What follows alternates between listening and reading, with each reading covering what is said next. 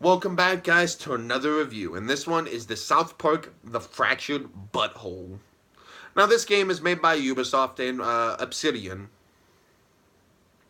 So now, let's go ahead and get right on into it. The story is much more the same. You are the new kid in town, and you are now playing superheroes because the fucking fantasy world ain't gotten it anymore. We're playing superheroes. That's what it's all about.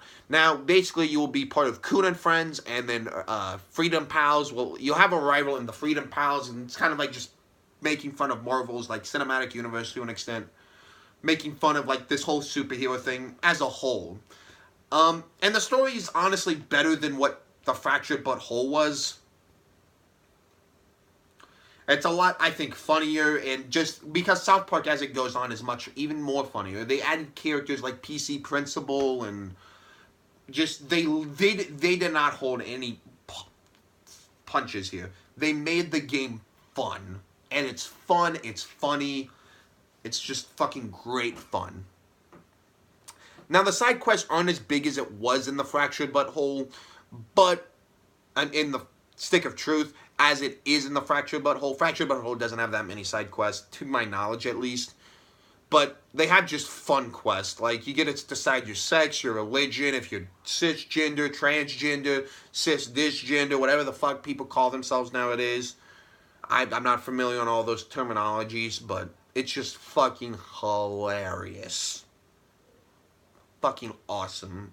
Trey Parker and Matt Stone are great. Voice acting's phenomenal. I will say the combat is even much more refined. I think it's even better than what the Stick of Truth was. Because the Stick of Truth towards the end did get basic. But now not in this. This combat's good. It's dynamic. It feels really well. I'm hoping they keep this one.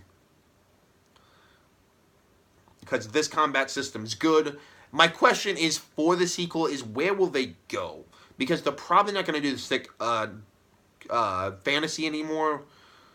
They're not going to do superheroes anymore, obviously. The only thing I think I could see them do is maybe a sci-fi theme, kind of making fun of Star Wars, but they haven't done that in the show. Or they could do Cowboys and Indians, but they're kind of doing that with the Phone Destroyer game. So I really don't know on that. But yeah, I think it's very, very fun. South Park The Fractured Butthole does a lot of things right. The only thing that it does suffer for is I did experience some crashes, and that was really it. I just experienced some crashes for the game, and overall, I thought the game was just a tad short again, and just didn't include as many side quests as the Stick of Truth did. It's an insanely fun game, and I don't want anyone to be disingenuous or worried about picking up this game, because it's very, very good. I don't know. It's honestly up to par with Stick of Truth. It doesn't exceed it, but it doesn't fuck it up in any way.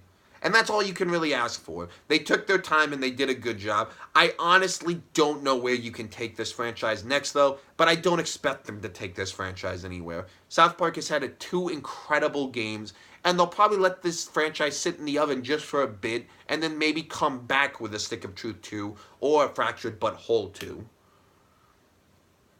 The story's good. The gameplay's good. Jokes are hilarious. The side quests that are there are fucking funny, but it doesn't have as many side quests as Stick of Truth, and it does have experienced some crashing issues. Fuck, I cannot speak tonight. But yeah, that's pretty much it. So my final verdict for South Park, The Stick of Truth, is a 8 out of 10. Does everything right, doesn't do anything wrong either. And I give it honestly what I gave The Stick of Truth. I believe I gave it an 8 out of 10. It might have been a 9, but realistically, Stick of Truth is an 8. But yeah, thank you guys so much for watching. I hope you guys will watch my next review. Thank you guys so much for watching, and I'll see you guys later. Peace.